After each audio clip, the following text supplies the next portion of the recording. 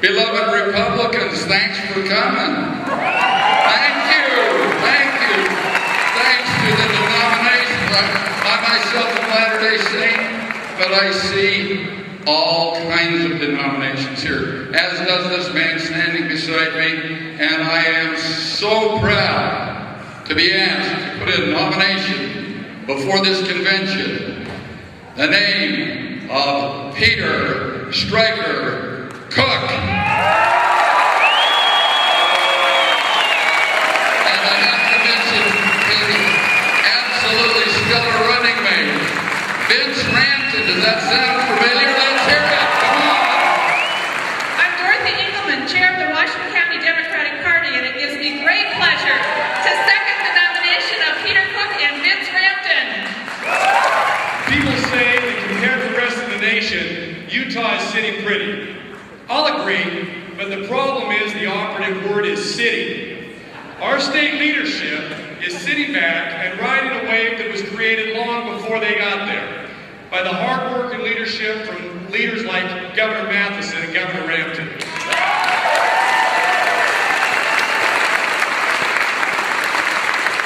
They're sitting back and they're taking credit and they're safeguarding our present. But what's being done to secure the future for Utah? Peter Cook and Vince Rampton are passionate about our future. They're passionate about our state, and I'll tell you from firsthand experience while serving as a soldier with Peter, when he brings his passion and his energy to a fight, he is unstoppable. We need to do all that we can to send these proven leaders to the executive office of our state.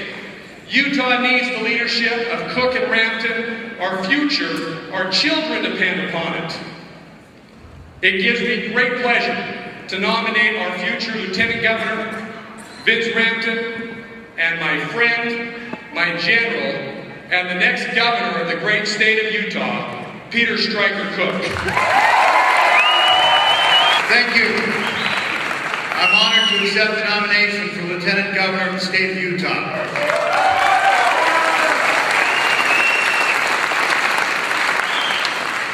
Paul Raleigh's Tuesday Tribune article quoted a young poet who 49 years ago looked out over the era he found himself in and likened it to a rising flood in which America could swim if it so chose, but beneath which it would inevitably sink if it did not.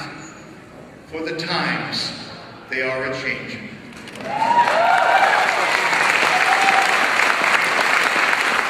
From Matheson's prologue, once again we have to accept it, that the waters around us have grown. We can move forward into the vibrant world society and light-speed global economy before us, or we can shrink into the past and consign ourselves to the backwaters of the coming century. Now, most of you know that I had the good fortune to watch a statesman at work when I grew up. My father, Calvin Rampton,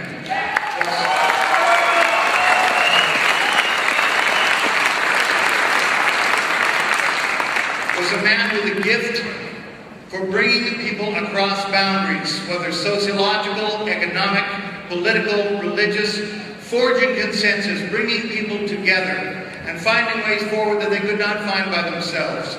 His legacy lasts to this day, and I miss him. But I believe something strongly. Fate has a genius for sending leadership when it is needed.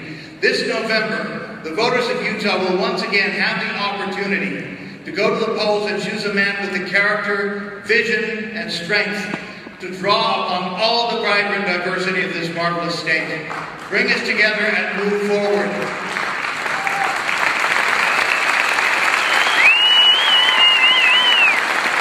Education will rise from last in the nation. It will feed a vibrant workforce into a strong business sector. Public and private will work together in tandem, not as antagonists, to find new and innovative ways forward. Everyone will come to this table. Everyone will participate. Everyone will win. I can think of no greater honor than being part of what future generations will call the Cook years. Democrats, on your feet! On your feet! Stand tall for General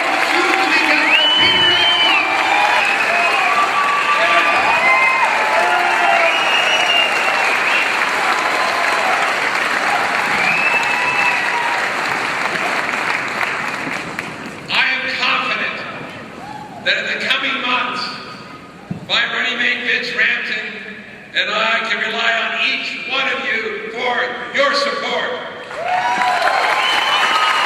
I nominate Vince Rampton to be my Democratic Party candidate for Lieutenant Governor. Vince brings strength, character, competence, and courage to the ticket, and I'm proud to have him by my side. We're both proud to have our families and their support and their guidance and prayers. We are idealistic about the future of our state, but have no illusion about the task in front of us. History always presents opportunity. There are times in history when the tide changes for the better. Today, here is one of those times, one of those opportunities.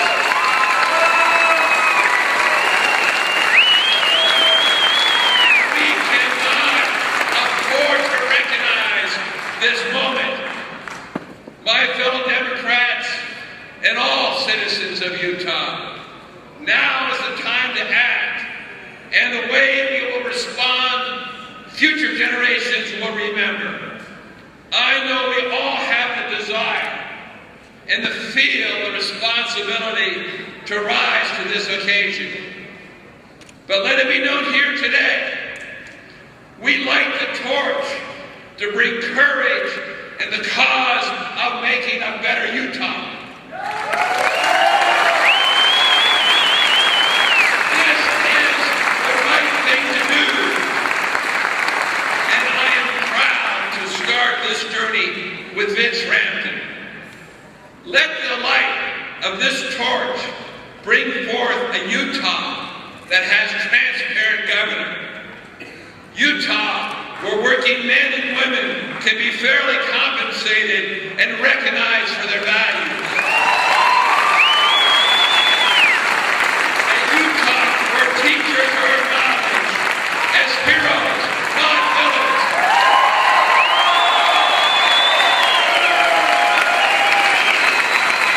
A Utah where women can get equal pay and equal opportunity. A Utah where nobody is discriminated against because of their race, their religion, their gender, or their purpose. We are not merely running against Gary Herbert, but rather it is to show how his leadership, or lack of it, is destroying our state. Under him, Utah has no vision and has no future. And so, if we carry the torch between now and November, the overlooked school teacher will know how to vote. Cook, Rampton, 2012.